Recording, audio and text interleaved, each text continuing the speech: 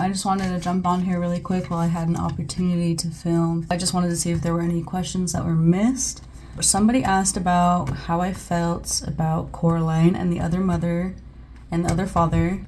I adore the other father, first of all. I haven't read the books, but I have watched videos of people talking about the differences between the movie and the books. If I went through a door and all of a sudden found a world where I had my own other mother, I honestly would probably get button eyes.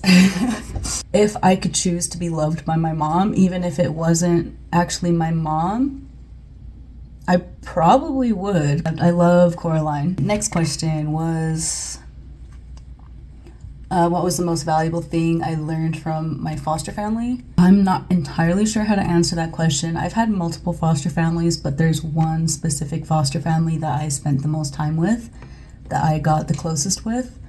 Obviously, there's a lot of things that I learned, but I think it all comes down to learning what it meant to actually love your family. Of course, that family wasn't perfect, but it was nice to see the relationships between them and to see like, oh, even though things can be negative at times, they still genuinely love each other, even if they're not always having a perfect time together. Especially getting to see the way that the mom would actually hang out with her kids and enjoy spending time with her kids and me. That was something I had never experienced from a mother. So it was nice to feel loved and to know that even if we didn't always get along, I knew that she, and I still know that she loves me. So I think that's nice. I think, if anything, the most valuable thing I learned from foster care was love, because I didn't know what that was. I'm still learning. Somebody asked what my middle name was. My middle name is Rachel. I think I answered this in the live already about what my favorite anime is and what I'm currently watching. I have a lot of favorite animes. I can't decide which one's my favorite. It really just depends on what mood I'm in. I love when they cry. I love horror and gore. I also love Fruits Baskets. I think it's such a cute, sad show. Pandora Hearts, I would say, is my favorite manga. I'm also not very good at coming up with answers on top of my head, but I will say that I am more than happy to post on my Instagram story, and maybe I'll even make more like shorts or posts here on YouTube where I talk about what I'm currently watching and what I really enjoy and why. But also, maybe in this video I'll put in the description my profile for the MyAnimeList website. That way, if anyone is curious what I'm up to, what I'm watching, and what I would score for what I'm watching, I'll put that up so that people can. Somebody asked something along the lines of if there was a lot of shame on people who were focusing on their mental health in the order. I mean, I feel like the answer is obviously yes. I think mostly it was like they didn't really believe in mental health. It just wasn't a thing. If you were having issues, that was something that you should be ashamed of in a way, or that's just because there's something wrong with you, and that maybe you're just not praying enough, or maybe you're just not holy enough. It either wasn't talked about, or you were made fun of for having any negative thoughts or feeling any certain kind of way. Somebody asked if I would be willing to talk about my marriage. I want to be able to talk about that in the future. I will say right now that it's still very new for me. I got married outside of the order to an outsider, someone I met in high school. We were together for altogether about 5 or 7 years.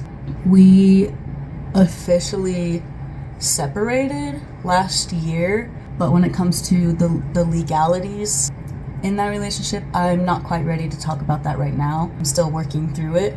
So someone asked if the younger parents are less abusive now or if they're better at hiding it. I would say it just depends. I had a sister that I saw spanking her kids, like her 2-year-old and her baby that was still in a high chair or like car seat or whatever, like really, really young kids. She was spanking them for like crying. just for being a baby, basically. So abuse does still happen as far as I remember and as far as where I left off about 10 years ago. I think it really just depends on the family.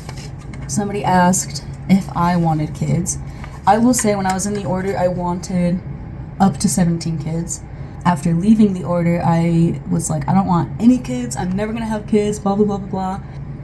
I don't want to have a lot of kids, and I would way rather have 5 dogs than 1 kid.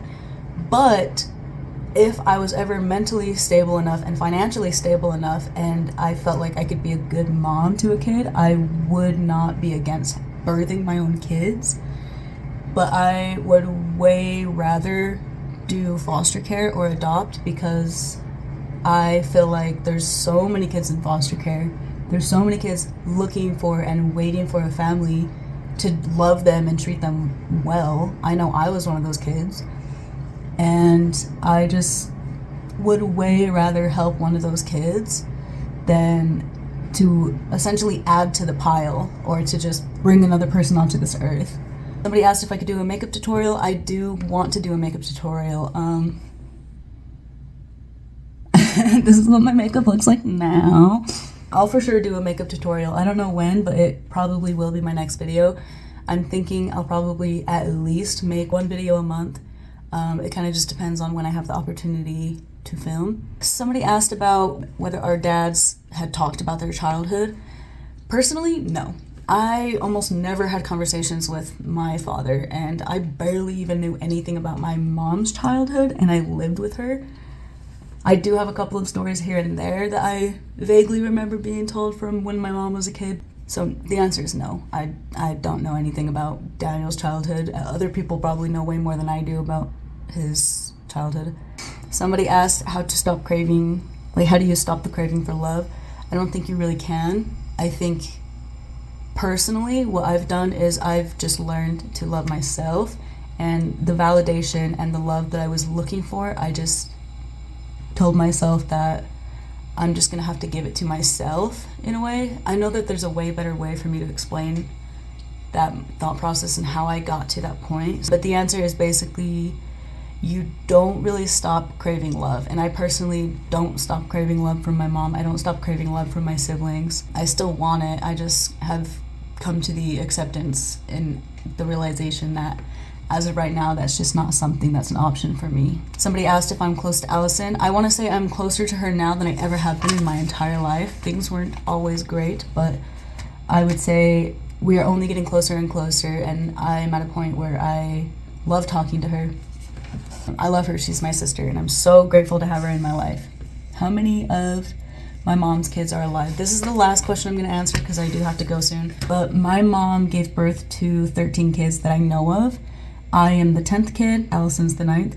I know that at least one of my mom's children did pass away. It was one of my older brothers. So I never got to meet him. He passed away as a baby. From what I remember, he was 0. And I honestly was told a lot of different stories as to how he died. I don't really know entirely what the truth is. I don't know what he died from, but it's sad. I wish I could have met him. Thank you guys for watching. I hope I get this video out sooner rather than later, but I have to go now, so goodbye.